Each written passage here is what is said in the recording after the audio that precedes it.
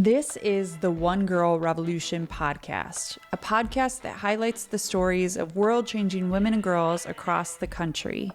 We hope that these stories inspire you, but even more so, we hope that these stories help you to see your own value, your purpose, and your power to change the world through your life.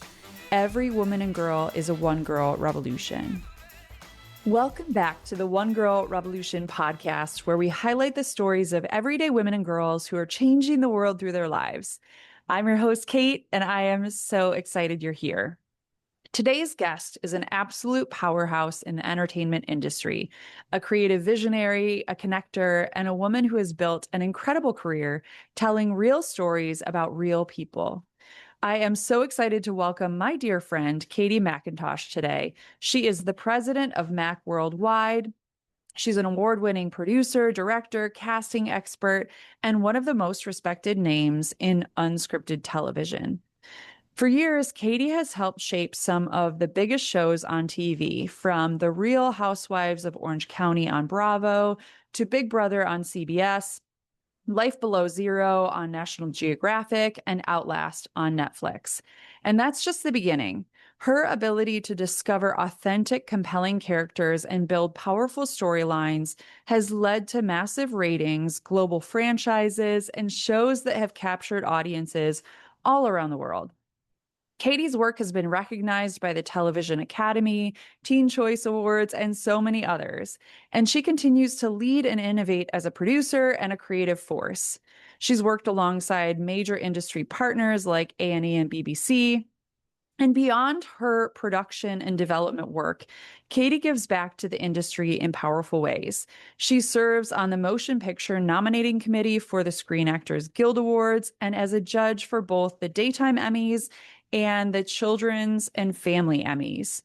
But what makes Katie's story especially inspiring is how she's empowering other women and girls, offering guidance and support, and how she's now a proud boomerang, returning to her roots and take Detroit by storm. She's preparing to launch her own podcast, amplifying even more stories, voices, and creative projects. And she has so many other exciting projects to come. In this conversation, we talk about Katie's incredible journey from Michigan to Hollywood and back again, what it takes to make it in the entertainment industry, how she finds and tells authentic stories that resonate, and how she believes in the power of storytelling, real, human, heartfelt storytelling, and how it has the power to change the world. So get ready for a fascinating, inspiring, and fun conversation with the one and only Katie MacIntosh. Here's my conversation with Katie. Katie, welcome to the One Girl Revolution podcast. Thank you. I am honored, really, to be here. So thank you so much for having me. I'm so excited to have you on. I feel like this has been a long time coming. You are such a dear friend of mine, and I just so admire everything that you do, everything that you stand for. You're always so supportive of me and One Girl Revolution and so many other women. I know that there are so many other women that you've been able to support and stand alongside. And also you've led the path for so many of us. And so I'm so excited to share a little bit about your story, your journey, your incredible work. But before we get into that, Katie, I would love to rewind and hear a little bit about who you are, where you're from, and your story before you got into the work that you do. So I'd love to rewind and have you tell a little bit about your early life growing up. Yeah, absolutely. I'm born and raised in Michigan, in Farmington, Michigan. I'm the youngest of four, which if you ask my oldest sister, she'll say it's still very obvious. But, I went to public schools there, and I started doing gymnastics when I was really young. And that kind of stayed with me, kind of as a through line all the way through college. But in high school, I became a diver. So athletics was a big part of my life back then and through college. It was great. And I went on to dive in college, and I was able to become an NCAA All-American somehow. So I'm happy with that. Yes, thanks. But I think that growing up, it was pretty simple, plain Michigan upbringing. My dad worked a lot. My mom also worked, so I was a latchkey child. So threw us on the school bus and went bowling after school or whatever. So there was a lot of making up games in the front yard, a lot of hanging out with other kids in the neighborhood. Nobody kind of locked their doors and everyone's like, finding where their children were in the neighborhood. So it was really special in that way. I think I think it's harder to, I have a daughter now and it just seems it's a different time now. So it's pretty simple. And I kind of think that those sort of the lessons I learned there and the discipline and that sort of thing has a lot of that has stuck with me, up and through today. So, but it was a good overall great upbringing in Michigan. Yeah. Did you always want to get into the entertainment industry and storytelling, or do you see like threads of that from your early days where you were storytelling and, doing all the things that you're doing today? I think it's funny because I don't think I knew that this was a career back then, but we did going back to like playing games, we had to make stuff up all the time, and I always loved like figuring that sort of stuff out. So I guess the creative thread has always been there because I didn't have an option, I had to find stuff to do. And in a way I'm still finding stuff to do, only on a bigger scale now. But I think in high school, I knew that I just wasn't a math kid. I wasn't a science kid. I liked English sort of, I really liked a creative writing class that I took. And so I think that I still hadn't had it defined, but I knew what I didn't like. And I think that's a big part of getting where you ultimately land, just weeding out things along the way. And, listen, I'm a big talker. I like to tell stories. Anyone that knows me can tell you that. It's hard to make me shut up. But I think finding something out of nothing has always been something that interested me and I became pretty good at. So yeah, I think it was not a drive. It wasn't something that drove me to places, but I think it was always in my instinct and it led, I was paving a road without even knowing it, I think. Yeah, there are so many people, and it's not just Michigan, but back then we didn't have Instagram, we didn't have TikTok and social media and all the things that young people have now. And so I feel like we didn't really know what was possible, right? Like we didn't grow up in LA, so we didn't know that it was like any of these opportunities were possible. And then so many people, they look at the film or TV industry, the entertainment industry as a whole, and they think there's only like, oh, well, you're either a star or you're not. And it's like, no, there's so many facets to, casting and production and so many different types of jobs that people have. And you and I both like know all of those facets now, but growing up in Michigan, we just didn't know that that was possible, right? Like I think the most we had here was local TV or radio, and there's such a huge world in the entertainment industry. Yeah, and I think that, back then it was like, oh, someone was a movie star, and that's as short and as long as it went. You were that. And, yes, you never thought of the things that go into making someone a movie star, all of the creative opportunities that make that even possible.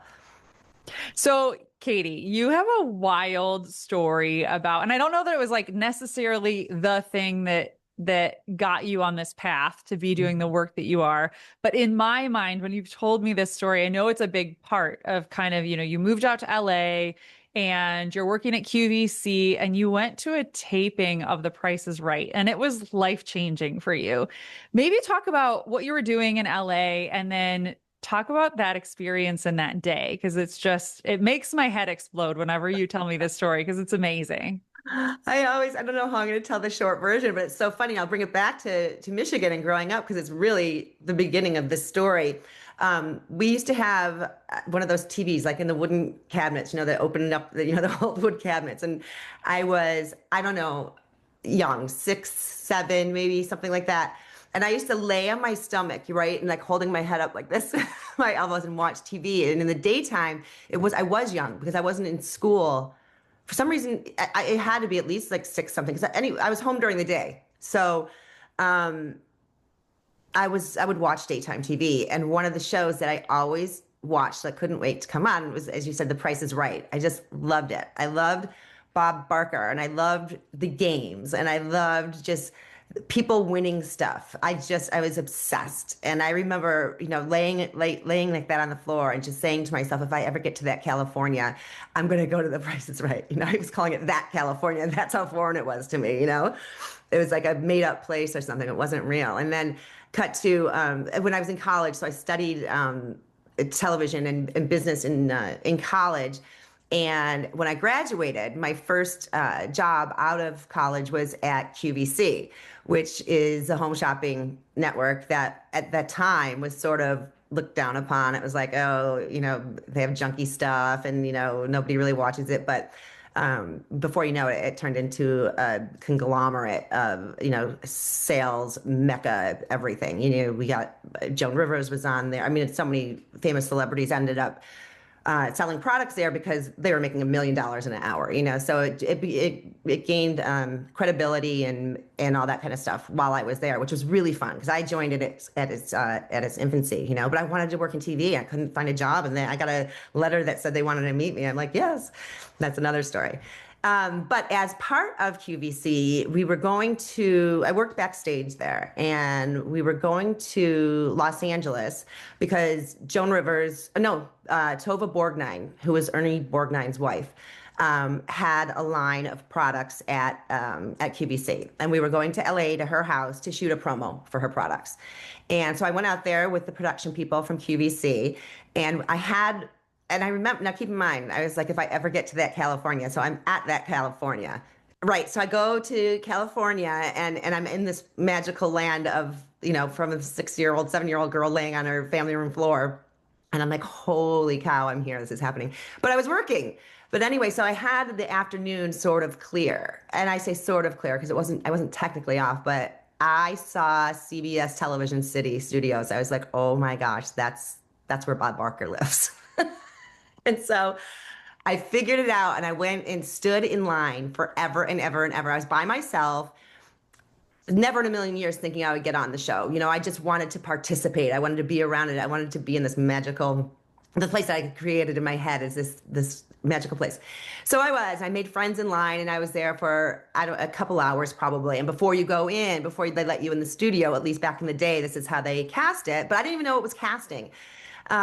They take you like 5 at a time, and the producers are there and they say, oh, what's your name? Where are you from? What do you do? So I said all that stuff, and, they went on to the next people, and I turned around to the guy behind me. I'm like, oh, what did you say? I'm like, I just sounded so stupid. He's like, me too. I'm like, oh, whatever. And then, then you get in line, and then you get your yellow name tag in the big capital letters. And I was like, oh my gosh, they give you your name tag, but then you have to go away because you would come back for the taping. So now I have the yellow name tag. It was like the golden ticket, like if I'm a Willy Wonka or something. And nobody knew I was there, keep in mind. And now I had to figure out how am I going to come back for the actual taping, because keep in mind, I'm still working. So I just did it. I went for it. I don't know. I must have driven around or something, went back. They get in line again, and they start seating people, and they're the guys with the headsets, right? And there's like all these people with I Love Bob Barker t-shirts on, groups of 6 and 7 people like screaming and yelling, and all the costumes and everything. And then just me, I had no makeup on. My hair was like flopped on the top of my head. And so they say, how many are in your party? And I said, I'm by myself. He goes, what? And I said, I'm alone. And he said, he's like, we have a single up here. I'm like, oh no, I'm doomed. And so I waited and waited, and they had 2 seats. He goes, well, I can sit you here, or the other seat is right here at the end, but it's like right behind contestants row. So I heard contestants row. I'm like, I'll take that one. Yeah. I was sitting, they sat me literally I was staring at the stage and the set and the contestants are like, I couldn't believe this was happening. So we load in, and then the show starts, and it was just, I was out of my body at that moment. Yeah. It was just so weird.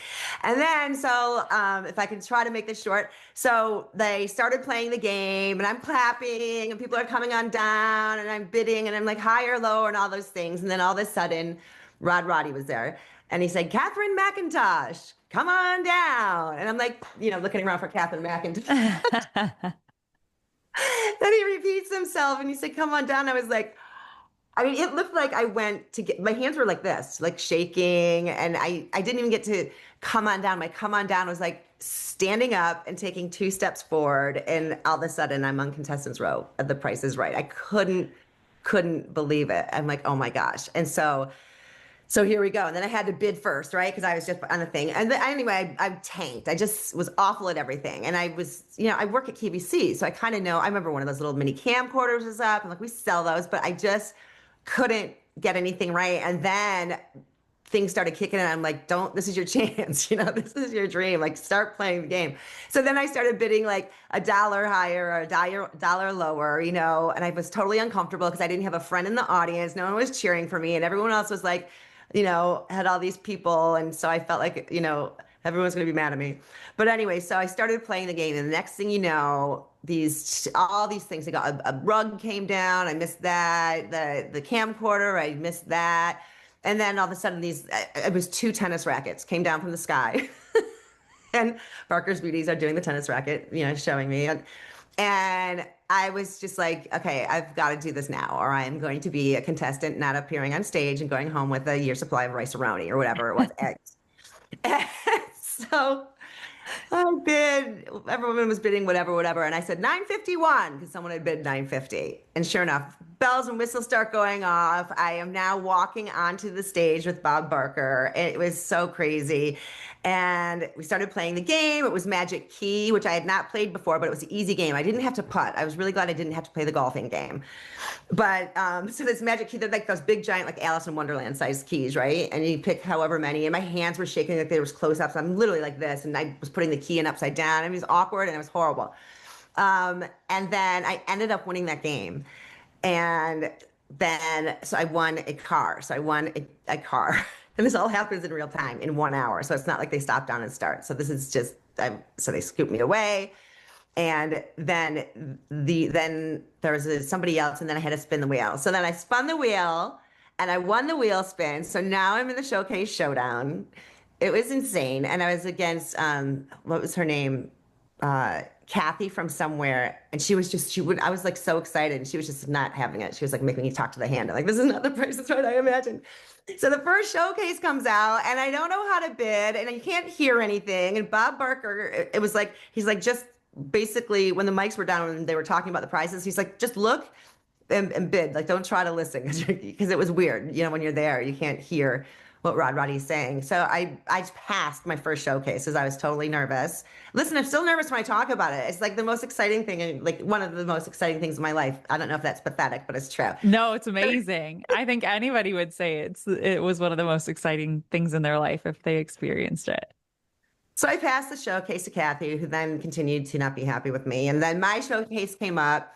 And I bid on it. I was so nervous. I was like, and I didn't have anybody helping me throwing out bids. And I just threw a number out there. And lo and behold, I win the Showcase Showdown. And it was surreal. I mean, it still is as I tell the story. And they have like the confetti falling from the sky. Oh, one of the things I won was a GMC Jimmy. So I won an SUV. I just won a car 20 minutes ago. And I'm up there with the Barker's Beauty, and they're showing me all the stuff. I'm sitting in the car, waving and all that. It was crazy. It was really, really just an unreal moment. But that said, and I still talk about it like I'm actually there doing it. That's how much I love this thing. I think that really was like, wow, I want to be around this. It was possible to live in that dream. I felt like that's what I was doing. And then oddly, after when I was done, you had to sign all the papers and all of that, and then they came up to me, Mark Goodson, who's one of the producers of the show, and Bill Todson. Yep, those are the guys. They gave me the business card to some lady that worked there. She was in charge of the Barker's Beauties. Is that hysterical? He's like, give her a call or whatever. But I didn't follow up on that, and I should have, because who knows what would have happened. But I was like, I don't want to be a Barker's Beauty. I just want to change memory. You just want to go on the show and win all the prizes. Let the beauties do the beauty thing. I'll just be a big winner and take this with me. So it was really just an awesome moment for me. And telling the story is hysterical. And then they air the show like 2 weeks later, I want to say. And so I was in New York at the time, and we went to a local bar at noon, and they opened it up early. So my friends and we all went to the bar and watched The Price is Right live, because back then you couldn't, that wasn't streaming or anything like that. And I have it on a VHS tape still. I love too that you went and nobody knew that you were there, because even you called your sister. Tell that story. Yeah. So when I was done, right. So now I'm in shock. And again, nobody knows I'm there, let alone that I just won. So there's a payphone in at the parking lot at CBS Studio City. They're actually knocking that down and rebuilding it, which is sad. But anyway, um, so I called my sister. She was a writer for the New York Post at the time. I literally put money in the payphone, and I was like, Jeannie. And she's like, what? I'm on deadline. And she like hung up on me. She's like, I got to call you back. And so I called her back. I'm like, I just won the Price is Right. She's like, you what? Oh, I wish I had it here. I'll have to, oh shoot, it's somewhere around here. She ended up making a mock-up of the front page of the New York Post with me on it for winning the Price is Right. Cool. Really cool. It's somewhere around this house. We're redoing the office, so everything's a mess right now. But yeah, it was hysterical. It was just so weird. And then yeah, I still have the yellow name tag too. I still have that tag. Yes, girl. Yeah. Yes. But you don't have the cars or the pool, right? You won like a pool. So yep. So I won in the Showcase Showdown. I won the GMC Jimmy, and then it was amazing. Like if you're ever gonna get a car, win one on The Price is Right, because you can pick your own color. The exterior, the interior, all that. And I made mine hunter green with like a tan interior. And then my mom. Now I already had a car because I was living in New York, and it was parked in a parking lot. I had like a Geo Metro. And so, and in the car, let me back up, the car that I won in the game that got me to the showcase was a Geo Metro, what I already had. So that one I sold to the dealership in LA. I never even saw it. I forget how much cash they gave me. They wrote me a check. But the other one, my mom put in the local paper, in the Observer Eccentric newspaper. That was our local paper. In the classified ads, like one on Price is Right. And so we sold it to somebody in Michigan. And I wonder where that car is now. I wonder if it's still around. Wouldn't that be funny if somebody sees us and like, I have your You car. should buy it back. You should buy it back. Right. But I also won an outdoor jacuzzi that I gave to my sister. I won a Craftsman tool chest, one of those big ones I gave to my best friend's neighbors, one of the girls I used to play with, outside, when I was little. I got a 2-slice wide mouth toaster that I had up until months ago. I think I didn't make it from the move from LA to here, so I don't have that anymore. But it was crazy. I wanted the trip to Canada. I really wanted the trip to Canada. But I won the car. Most people would not be disappointed about that. Well, now you can go to Canada anytime you want. That's true. That's true.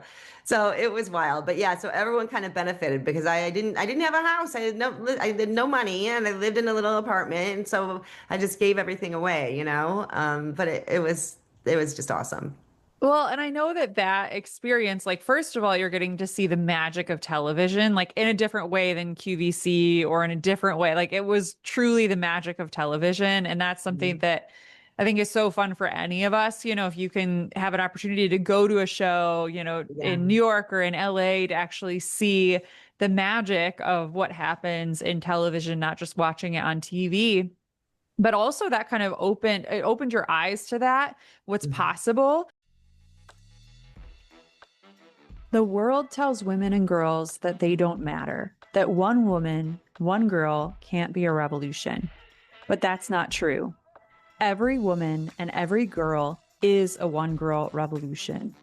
Join the Every Woman, Every Girl campaign today by posting a video or graphic on social media telling us why you are a one-girl revolution. Tag us, collab with us on Instagram, and shout out a woman or girl who inspires you. Tell us who is a one-girl revolution in your life. Together, we are lifting voices, telling stories, and reminding every woman and girl who she really is. Follow along, share your story, and be a part of the movement. Because when every woman and every girl rises, the whole world changes. Join us today at onegirlrevolution.com. That's the number one, girlrevolution.com. But I know that also was like a pivotal moment for getting you into production and casting and all that. How did that transition, like that moment being on The Price is Right, lead you to doing the work that you're doing today? It's funny because the way that transition happened is still how it's all about like relationships. The girl that was in charge of the contestants that had us fill out our paperwork and so forth, she and I became friends afterwards. We just kind of kept in touch. And so she had called me I don't know, several months after this, and she said, listen, I'm casting this TV show, and I want you to come cast it with me. And I said, what? I'm not a casting person. I was in PR at the time, one toe in it. And I didn't love it, but I was good at it, but it wasn't the whole thing for me. So, anyway, I said, I don't know a thing about casting. She's like, that's all right. I think you'd be really good at this. Come on. And so it was a show for Fox. It was called Boot Camp. And this is so long ago. It was right after, I think, the first season of Survivor, or something like that. So I did it and I made no money. And we worked these crazy hours. It was so late at night, so early in the morning, but I just kept going, and I loved it. And this girl, her name was Dawn Stroop, and she's still a dear friend of mine to this day. She's the greatest. So anyway, so she just kept me under her wing for a long time, and this whole casting came. We just kind of figured out how to cast this stuff unscripted. And it worked. And so I just kept doing it, and then that led to I guess Real Housewives was the first show where I was the actual casting director. Dawn had moved on to something else, and I had a relationship with this production company, having done several shows with them underneath Dawn. And then, yeah, from there, it was kind of it snowballed. Yeah, it's like one project at a time, right? Like getting your foot in the door and like you said, making connections, and you never know what person or thing is going to lead to the next thing. And I know that's been so much of your life and your career where it's like, all right, this connects to this, and kind of putting the puzzle pieces together. And you've Yeah. worked on so many incredible shows, like you mentioned, The Real Housewives, Big Brother, Life Below Zero, Outlast. When you look back at all the different projects and all the different things that you have been a part of, are there moments or projects that really stand out to you, or things that like maybe one of the coolest projects that you ever worked on? Yeah, it's so funny because I've worked on so many different genres in this unscripted genre, like from The Housewives, which is kind of a fun and flippant sort of crazy show. And then you have A Life Below Zero, which is really about people that, listen, they live in Alaska. They live in Alaska because this is not what they do. TV is not any sort of aspiration or interest really to these people. But I think when I find people that aren't necessarily who you think would be, on TV, who have a story to tell, a subculture, something really interesting, somebody that wouldn't have a light shined on them otherwise. I think that's kind of the coolest thing for me. And those type of people are always like, oh, I'm boring, or. So I really like to kind of uncover those stories because it goes back to telling stories, doesn't it? Yeah. And so those are fulfilling for me, kind of saying, listen, you don't know what you've got here. This is your everyday and you think it's day to day and mundane, but listen, it's really inspirational and it's something that people can learn from those sorts of people. So I really like doing the shows where either I'm changing a life really for the good. There's a show, Extreme Makeover, the first one before the home edition, and that was really special too because we were taking people that needed, minor surgeries and that sort of thing, but couldn't afford it, but were doing good in the world. We were able to pick those people out and, change their lives through physical transformations. That was really, changed the directions of a lot of those people's lives. I mean, I still keep in touch with some of those people. And, I do a lot of shows for people in the not shiny glossy world, and I think that people with great talents, unique talents, I think I like to not expose those but just support them. So, and I do a lot of show development now too, and I like to focus on things that interest me, or the things not things that I have to do that I'm hired for, but things I can create. And that gives me, so many opportunities to really explore anything that kind of interests me, and I can kind of pick what I want to invest my time into, things that I think are important. Yeah, that's something that you and I have connected on so much, right? These unforgotten people, or these forgotten about people and populations, or people that aren't seen by the world. And there's such a narrative where it's like, oh, do you have this spark? Do you have the star quality? And I think you and I both, we see so much of that star quality in every single person. Mhm. Some people obviously like more than others, or the unique qualities about us sometimes are that spark thing where somebody might think, oh, that's a weird quality, or I try to like learn how to not do whatever their tick is, and it's like, no, that's like that a lot of times is the thing that we gravitate towards. And so really encouraging people to see that their uniqueness is so powerful and so important. Yeah, and a huge part of my job is interviewing people. I do interviews with everybody that I'm going to pitch to a network, or I just maybe need to feel them out and find out more of their story. So interviewing is one of my very favorite things because you can really, somebody can say something they think is insignificant and move on. I'll be like, wait, let's go back to this. Tell me about whatever it is they're talking about. And I'll say, wow, that's really something. And they'll be like, really? I'm always insecure about that. Or I never thought that this was a big deal. So I really love to kind of help people un unpeel the layers of their own stories. I think a lot of people don't even know how much potential they have or how, magical or special they are. I think, the work you do certainly, um, you know, that's at the core of what you do, isn't it? So I think that like that is having the opportunity to help people feel better somehow just by acknowledging them, supporting them, pointing things out, and kind of making it bigger for them is Yeah, something I love to do. yeah, and connecting people too, right? It's like good people need to know good people. I always think about that. And it's like, all right, how can we all work together on this thing? And I know you're such a force to be reckoned with, connecting people, but also brainstorming these ideas. And if somebody comes to you with a great idea, you're like, all right, let's figure this out. Let's do this. And how do we make this work? And how do we get this to the right person? And that's so much of life, is just figuring out how to get it to the right person, or sometimes it's timing, maybe a show idea or a specific project might not be timely, but it's like, all right, let's keep trying, and let's find the right time.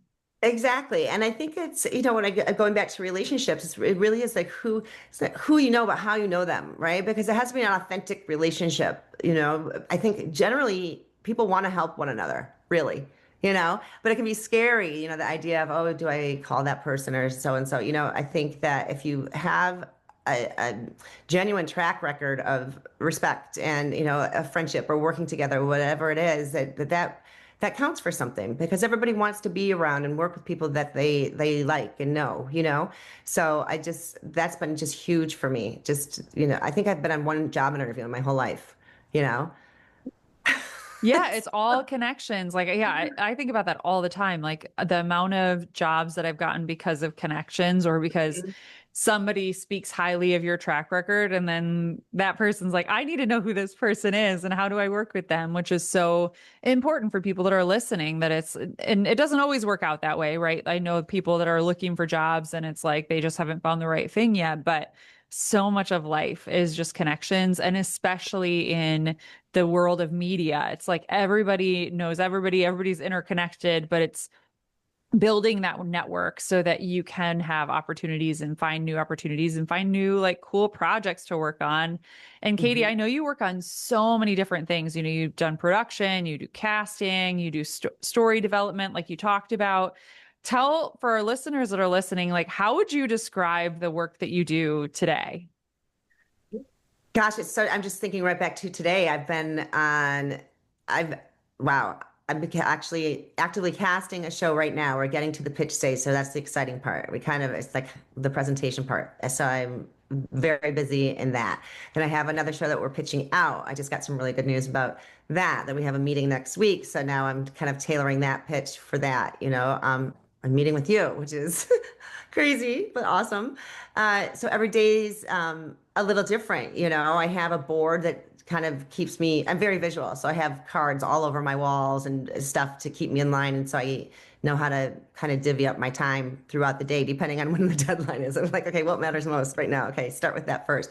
So it's juggling a lot of things, and then spending a lot of time on doing this stuff too, Zooming. And then also, luckily, when you come around and ask me to do this sort of thing, it's another way to fill up the day. Yeah, but also like And then pause. promoting the work that you're doing, right? I don't think that there are enough opportunities for women like you who are just like keeping their head down, powering through, doing their work every single day. And, you have a family and you have so many other things going on, but creating this space for women to share their voices and their stories and their wisdom because you are full of so much wisdom too. It's so important. Thanks. And I would also say to that, it's not always, Hollywood, this can transfer, I think, to anybody's life, anybody's job, anyone's, work that they do, because it's not always easy. There's not, especially in our business, it's changed a lot. There's a lot of AI coming in, the just productions are down in general, so it's not always easy, but yeah, I think it really is about just getting through those times. And for me, I just have faith, that it's gonna, I'm gonna get up the hill. There's gonna be another tomorrow, right? So I think that that's for anybody in any kind of industry, or even if you're not working, just yeah, some I don't know, blind faith. Yeah, and just powering forward and being confident in who you are. You also have such a strong network of people. I know a support system that encourage you in those dark moments. I'm thinking specifically about your Leo sisters. Shout out to JJ What a treasure. and myself. That's a good example of connecting with people. Well, I don't know how we all met, right? Or why we were all at that Right. same event, or how our paths crossed, right? But you Yeah. just go out there and you keep doing it, and then magical things can happen. Yeah, and that's like, yeah, exactly. That's such a powerful example. And for people that are listening, JJ was on the One Girl Revolution podcast, gosh, like maybe a year ago, year and a half ago. And she runs something called the Dre Project, which is amazing. I will encourage people to go back and listen to her episode. And then Katie, you and I got connected through our friend Stacy Latona. Shout out to Yes, Latona. And then the trifecta sort of happened because you and I were talking, and then you and JJ met at an event, and then the three of us were like, let's, separately. yeah, and then let's Uh-huh. get together. And now it's we call each other, the Leos or the Leo sisters. And so we all need support systems. And so it's like finding people that are on the same wavelength or the same level as you just to support you. And I know that, any day that you needed something, JJ and I would be there. And if JJ needs something, and same with myself, it's like we'll just support each other. And it's so important for women to have that supportive community. And so find your sisters, whatever way, and also be open to it, right? It goes back to what you were talking about, Katie. Like, you never know what different conversations or connections, what they'll turn into, right? Maybe it turns into like the girl that was casting you on The Price is Right, and now you become buddies, and like you just Mhm. never know. And so for people to listen, people who are listening, like to keep their eyes and ears open, like you never know who is coming into your path for whatever reason. It's such a good point. It is. It's just like go listen. They're like groups, women's business groups, or whatever. I'm like, what? I felt kind of like uncomfortable and awkward. I'm like, I don't know. I'm here, but yeah, it's just find your people. Really. Katie, you have done so much. You've had such an incredible career. I will link to your website so people can like look at all the different projects that you've been a part of. They're going to now be looking for your name in the credits on different shows. I know that the different shows that you've been on, I always get so excited when I see your name in lights on TV. But what do you think, like through all of that success that you've had through the years? And I know it's a mix of like fight and grit and, success. I know you've worked really, really hard for the success that you have, is what I'm trying to say. But what are the things that have like kept you grounded and inspired and successful through your career, would you say? My immediate thing is going back to, being that latchkey kid at home, just the simple upbringing, not having expectations, just kind of trying to put good things out there. So thinking about that, and then my family, my parents, were together for 60 something years. I just recently lost my mom. My dad's in a place where, I spend a lot of my time with my dad. Um, and I'm lucky, to be able to do that. And so I think those kinds of things keep me grounded. I'm married. I have a little girl who's going to be 8 in February, and I think that it brings me back to reality a little bit. I feel like I don't feel as much pressure to go, go, go, go, go, go, go as I used to. And I'm finding that it's okay not to do that. It's I can prioritize other things without something else, failing, or, this is okay. It's all right if I'm not 100% at everything all of the time. because Right. that's hard to keep up, you know? So I just think of, what are the things that are important? What are the deep-seated things that really, really matter, you know? And I kind of just turn back to that. And, and faith as well, it's a rock for me. Yeah. Yeah, it's so important for us not to say yes to everything. I think there's a lot of pressure on women to be all the things and go to all the things and, especially all these networking groups. And I've just learned, and I know you have too, it's like you need to say no to things to really prioritize your family, your faith, the things that are important. Of course, jobs and opportunities are important, but we can't just do everything, so it's learning how to have balance or some semblance of balance, whatever that looks like. I think also, um, for me, it was learning that you don't always have to be, Superman, right? It's like it's okay to not feel great, to feel like you're not doing well, or and I mean in terms of like your performance at work or in anything in life. I think it's important. I've learned to bring that out, and it's not a weakness. I find that it's strength. It's if I look at my circle, my friends, when they're in a hard time, it's like, listen, everyone can relate. Nobody's life is on all cylinders of happy all the time. But it's all right because I feel like it's even with my work that I do. You have to see the lows to appreciate the highs. Katie, I know that there are so many shows that you've worked on and so many even shows that you've brought to life. Somebody brings you an idea and you've helped them navigate the industry to get it made. Is there a story or a show or a casting experience that you feel like really reminded you personally of why you do what you do every single day or why the work that you do matters? I feel like it's when I'm able to I have a very good relationship with the people that I cast. It's very important to me that I'm trusted. I don't want to, I'm not in the business of tricking people, or trying to make somebody into somebody else through editing. It's not what I do. And, um, I think that being able to, I don't know, I guess to gain the trust of people. I'm trying to think of one certain person or family. I'm going to families. I do a lot of Yeah. shows with families too.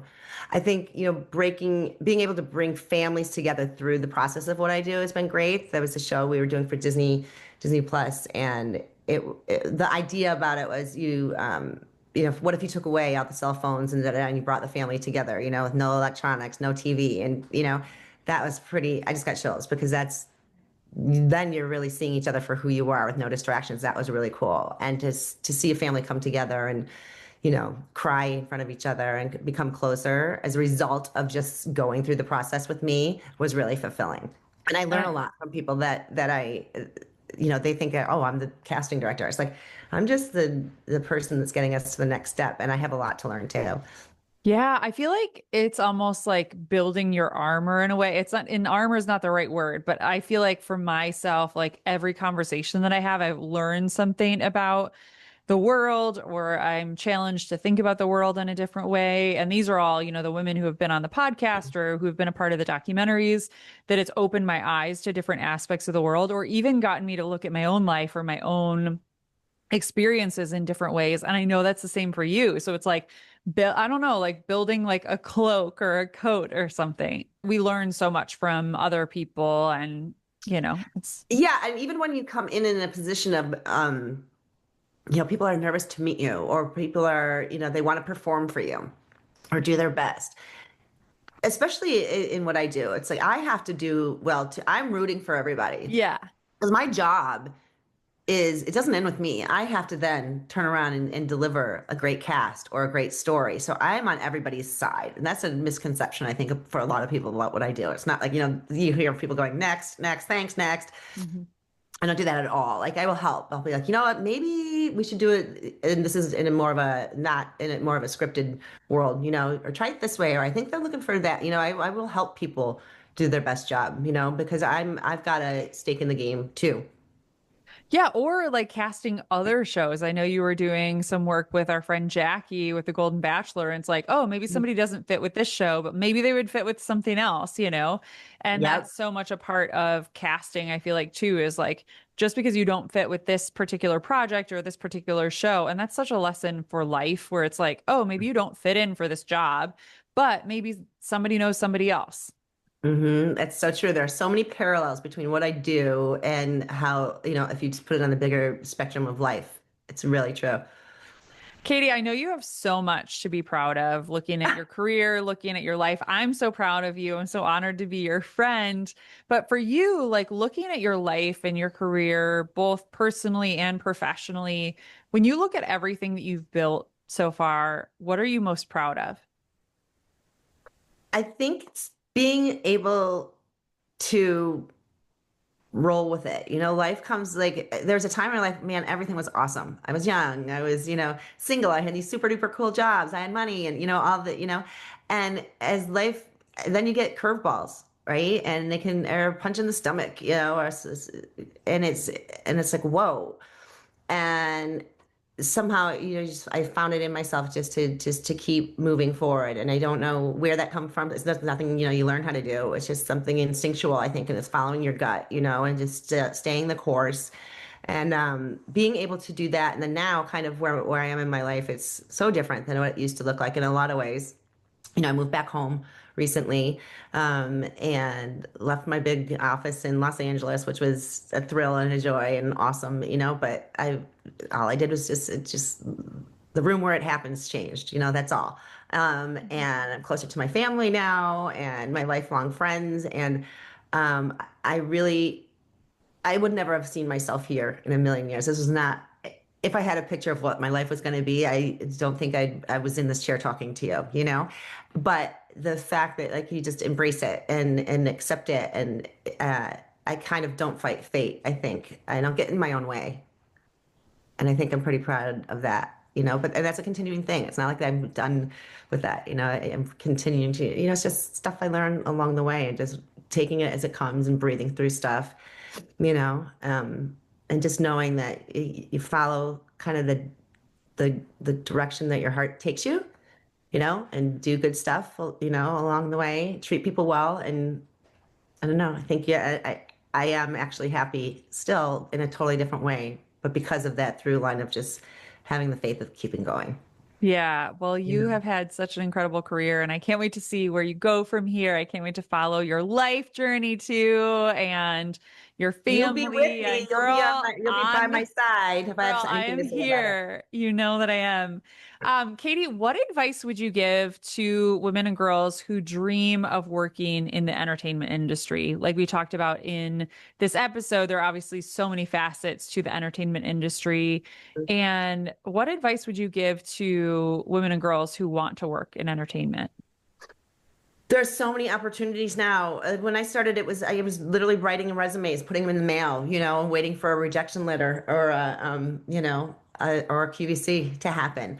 I think there's so much more available to people now, in ways to get involved with secret industries, which I think is kind of the impression that a lot of people have of it. But there's so much online. If you want to go to, there are websites you can go to. There's a ton of groups on Facebook. Reach out to a local TV station if you want to do TV. If you want to go to work in LA, go out there, move to LA, find production companies. They're always send resumes. If it's your first time ever, you don't have a resume. I mean, I didn't have a resume when I started, but just start working on small things, school projects, student films, that sort of stuff is awesome. Free education.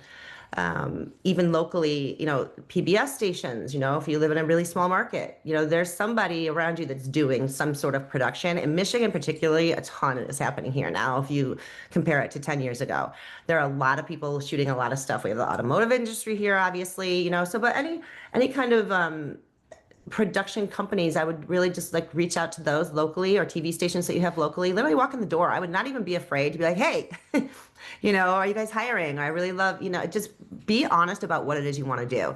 Don't be afraid to speak your dreams, because I was, because it was dumb. It was like, it wasn't like, who does TV? It felt stupid, it felt like it was like, I should be doing something more respectful.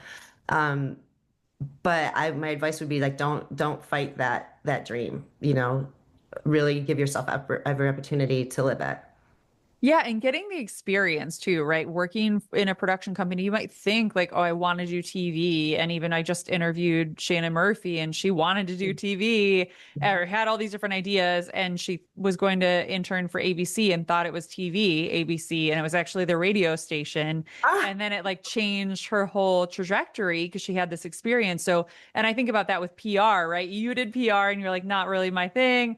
I was doing other stuff, with TV and radio, and then sort of stumbled into PR, and that became my thing that I really like to do. mhm. And so, yeah, it's so important to like just try something and see where things go.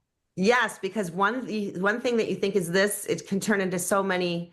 I mean, like I knew that I wanted to work in television, but when I was in college, but nobody knew what QVC was. But it was TV, it was home shopping, but it was still TV. I'm like, heck yeah! So I went. I Yeah. had the time of my life, and it led me to so many different things and people and experiences. It was not what I thought it was. It was not a TV station, but I Yeah. had no idea it was much bigger than that. Yeah. You know? Just to get that experience. You never would have gone to Price is Right if you weren't out there, No. girl. That's true. That's true. Yeah. And don't be afraid to take a job that you think you're better than or you have more experience. Like, so what? You're going to meet people, you're going to get some some kind of experience under your belt. You're going to make another connection. Just start working. Just do anything in it. If it's your first job, just start because you're going to meet people that are going to help take you to the next step. Always, always. I always, whenever I have somebody new, like if things go well, and they almost always do, it's like, why wouldn't I bring that person to the next stage with me? It Hmm. just always, it just start doing it, make it happen. Every woman, every girl. The world tells them they don't matter, but we know the truth. Every woman and every girl is a one girl revolution. Through the Every Woman, Every Girl campaign, we're telling powerful stories, lifting voices, and reminding women and girls everywhere of their worth, their purpose, and the power that they hold to change the world. But we can't do it without you. Your donation helps us share more stories, reach more women and girls, and change more lives. Join the movement today. Support the campaign. Donate at onegirlrevolution.com/donate. That's the number onegirlrevolution.com/donate. Because when every woman and every girl rises, the whole world changes.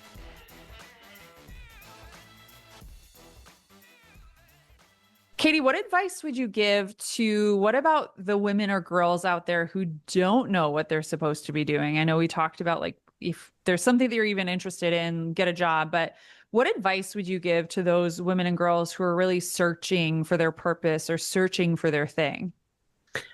This applies to me. That's such an on point question for me because you know how you have some friends that, or I'm going to be an accountant. And so they go down this narrow, they go to accounting school and then they're, the partner in the firm. Mine was like this. I'm like, I want to do some of that and some of that and some of that. I was all over the place. I didn't know what my passion was. I wasn't sure what I wanted to do. And so I think it just came back to just going with your gut. I just knew that I knew I needed creativity. I knew that I didn't want a typical job. I started adding all these building blocks. I'm like, oh, that equals what I'm doing today. But it was not a traditional path. And I think it was determined largely by every choice I made, fate, and they all came just from my gut. A lot of things didn't make sense to me when I was doing it. I was like, I don't know what, but it does now. And it turns out just doing what you, just what feels right, I guess. There was no map. I didn't have a specific roadmap. I think it's okay if you don't, because I feel like in a lot of ways, a lot of times rather, that leads you to where you're supposed to go. I think if you keep the scope too narrow, there's so much other stuff that's possible. So I feel like if you're just out there and you kind of feel your way to what's going to work for you. I was always so jealous of those people that like from 4 years old, they knew they were going to be a doctor or an accountant or whatever. And you're exactly right, though. So many jobs nowadays and so many people, so many of our friends, even it's like, no, they tried Mhm. something and it didn't work and they didn't like it. And now people are not even going to college and they're just kind of falling into different industries and figuring out where they fit there. And so Yeah. I think we're in a space where there's more opportunity opportunity to try things, opportunity to just try different industries and see what you really like. And so you're such a great example of that, Katie. And like I said, I'm just so grateful to know you. Katie, I wanted to have you on this podcast because you are a one girl revolution. You're changing the world every single day through your life. And when I think about the phrase one girl revolution, I just think about women embracing who they are, who they were created to be, right? We're as unique as our fingerprint. And if we really believed that, how differently we would live our lives. But it's so important for us to see that we have a unique purpose in this world. Mm. And a one girl revolution to me is just embracing that purpose. But what is one girl revolution? When you hear that phrase, what does that mean to you? I feel like it's really hits home about that everybody can make a difference, somehow. It doesn't, you don't have to make a huge footprint, to make a huge difference. I don't think I've ever made a huge footprint. I really don't. I just feel like it's every day, just like, leading with your heart and being compassionate, being empathetic and helping other people in whatever way, guiding them in a career or, helping through a tough time, with their family, whatever it is, just being available to help others and really be keen on sensing it because a lot of people won't ask for that, and just kind of knowing and being able to keep your strength and your faith. But I think helping others is really comes full circle. I know it has for me, and that's been a large part of why I can sit here with you today and even have an opinion on a one girl revolution, And I think that it's just an amazing term to describe the power that's in each and every one of us.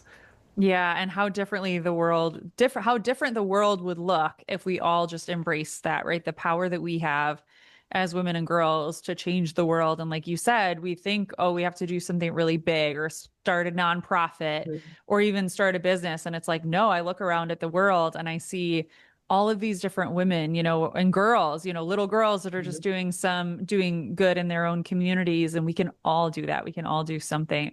Volunteering too. Can I say Yeah. that Oh too? my I gosh. think Yeah. volunteering is so important because that is another road that can lead you to somewhere. JJ, who we were mentioning, I volunteer with her with my daughter every other Saturday, helping her pack up these boxes of food for people. It's just that sort of thing can make such a difference. Yeah. And the fact that she's charting that thing is just gives me an opportunity to make myself better.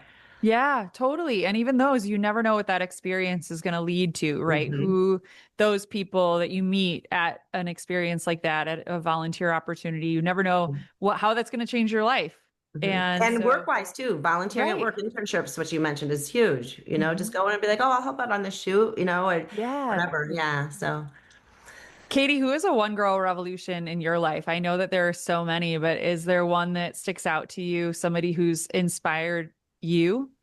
I mean, I'm so lucky. I feel like I'm surrounded. I'm in one girl universe. I've been so blessed. I count you. It was one of the stars in my one girl universe. You're so inspiring, and I count JJ in that too. I mean, there's so many friends that have helped me. Mentors, Dawn, I mentioned. Pam Duckworth is another one of my dear friends who I met at QVC, and we are still friends to this day. She now runs Fubo. I mean, she's just a rock star. But she's smart as can be. She's someone I can really go to for. She like cuts to the chase. She's just smart. She gets it. My sister, my older sister, I mentioned her earlier. She's really an inspiration to me too. We've been through a lot together. So I mean, there's so many just on a personal level and a work level that have just really helped rise me, and give me hope, give me strength. And I don't know where I'd be without my one girls, all of my one girls. Yeah, and that's it, is like encouraging people to look at their own life and see the women that inspire each and every one of us and the women who have been there for us in Mhm. personal and professional and whatever, all the different ways that we can all be there for one another. And so I love that you gave a shout out to all those incredible women. Oh, for Um, sure. I mean, and there's so many more too. I feel like, oh uh, yeah.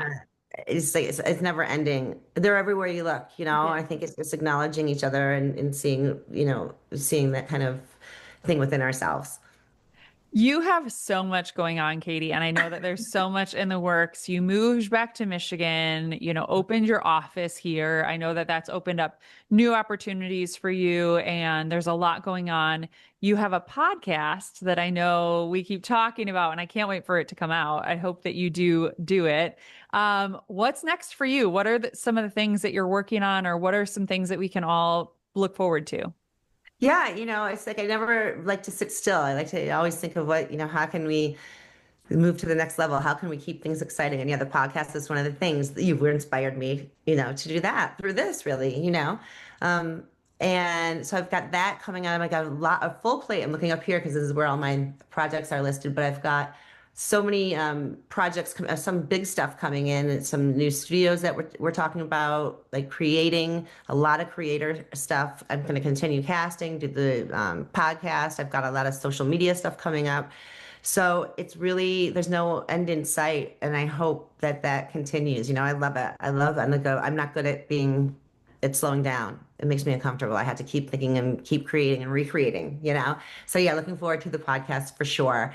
And just a slew of things on the horizon for the company and casting and development and putting some good programming on the air.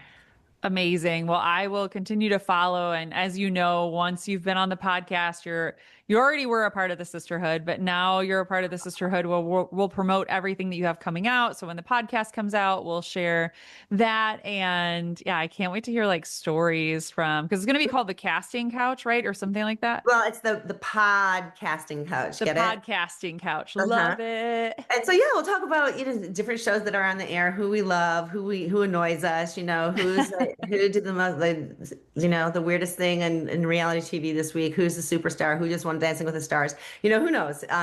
It depends where we are at the time, when we're producing it, but it's going to be a fun, lighthearted look, and we'll have games and stuff like that. Just kind of kooky because I love a game show. So just a casual look inside the world of TV. Well, I can't wait because I love all those like behind the scenes stories or just even like perspective, right? When you're watching The Golden Bachelor or you're watching Dancing with the Stars, like getting your perspective on it. So I cannot wait for the podcast to come out, and I can't wait to continue to follow everything that you're doing, continue to be a part of it and support in any way that I possibly can. Katie, before I let you go, I always end this podcast on one question. So I'd like to ask you, if you could leave women and girls around the world with one message, what would it be? Gosh, I feel like this is so not special, but it's really how I feel. It's because I feel like sometimes I just believe your gut, go with your heart, really listen to that little voice inside your head, because I think it's really powerful. I think sometimes we dampen it, because it doesn't feel right, or it's going against the grain, or someone's not going to be happy with it, or someone might be mad. For me, that little voice, my dad used to call it my innards. Listen to your innards, sweetheart, and I believe it. So I think if there's something inside you, that just keeps popping up, like acknowledge it, pay attention, and let that rise to the top. Katie, you are such a beacon of light. I'm so grateful to know you. I'm so glad to finally have had you on the podcast. Thank you for being on the One Girl Revolution podcast. Thank you for everything that you are, and thank you for everything that you do to make the world a better place. Same to you, my dear friend. Thank you so, so much. I really appreciate this, and I hope that somebody learned something from this. I mean, you've given so much to so many people, and I'm just honored to be a part of your revolution. For more from One Girl Revolution, to listen to all of our podcast episodes, watch our Emmy-nominated documentary series, follow us on social media, donate to our nonprofit organization, and more, please visit onegirlrevolution.com. That's the number onegirlrevolution.com.